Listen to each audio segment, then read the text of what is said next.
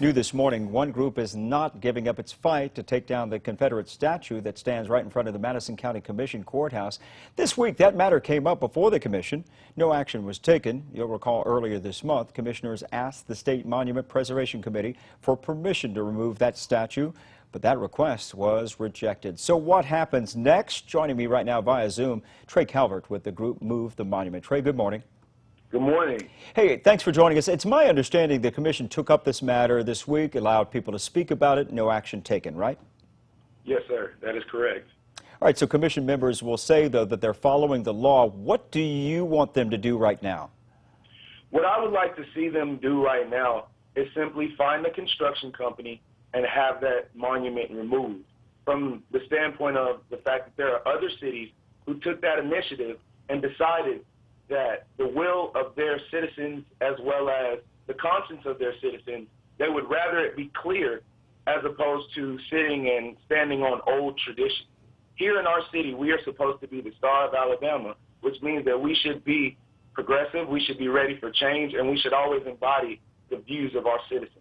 That monument, every day that it stands there, it shows that all of our public officials are not dedicated to us over their tradition. If they don't take any action, are you talking about any kind of act of civil disobedience here? What are you talking about? Absolutely not. At the end of the day, I believe that above all else, our citizens have shown that we will lead with intellect and we will lead with compassion. At every event, we have made sure that we've conducted ourselves in a respectful and a commendable way, and that is something that we would like to continue throughout the rest of our demonstration. Fair enough, Trae. So then are you discussing maybe paying the $25,000 fine to take this statue down? As far as my knowledge and recollection, the funds that it would cost to have that removed have already been raised by private entities, so the money is not an issue. The money is not an issue at all. So that's not a viable excuse right now. That's just something that's being used because anytime public funds have to be allocated, then that's something that has to be looked into. But that money has already been raised. Trae, give us an idea. It's been some weeks now. Protests continue across the country over this. Seems like things have tended to die down around these parts. Give us an idea of what's the temperature like? What's the feel like as far as those who want to take this statue down? Do you feel like you're losing part of that cause, or it's still strong? I don't feel like we're losing part of the cause at all. I feel like we've diversified the cause. The original reason why everyone began to protest most recently was the death of George Floyd, not just about the monument. And I think that everyone is trying to spread out their talents, their gifts, and their skills to try to see the monument removed, but also to see meaningful legislation in Huntsville and Madison, and to be able to see the citizens just be able to have a better way of life entirely. So I don't think that it's died down. I just think that it's spread out. It's spread out. Okay, fair enough. Hey, so you were just talking about legislation. Let's talk about that law, Monument Preservation Act of 2017, preserving all historic statues. Do you think that should be changed or amended? And if so, how? I think it should absolutely be changed.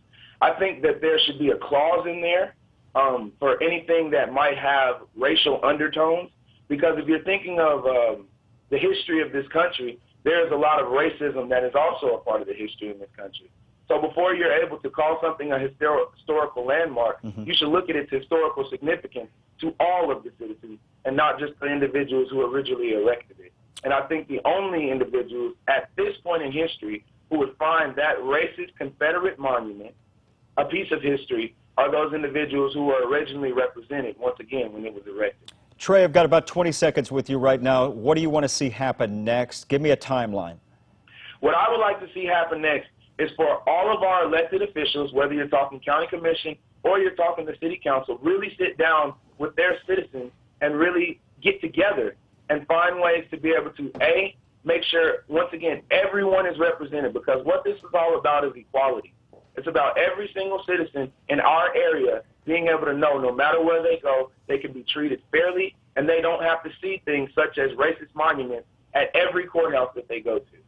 Trae, we'll stay in touch with you. Trae Calvert with the group Move the Monument. Thank you so much for joining us this morning, sir. Thank you so much. Have a good morning. You have a good morning as well. 6:07.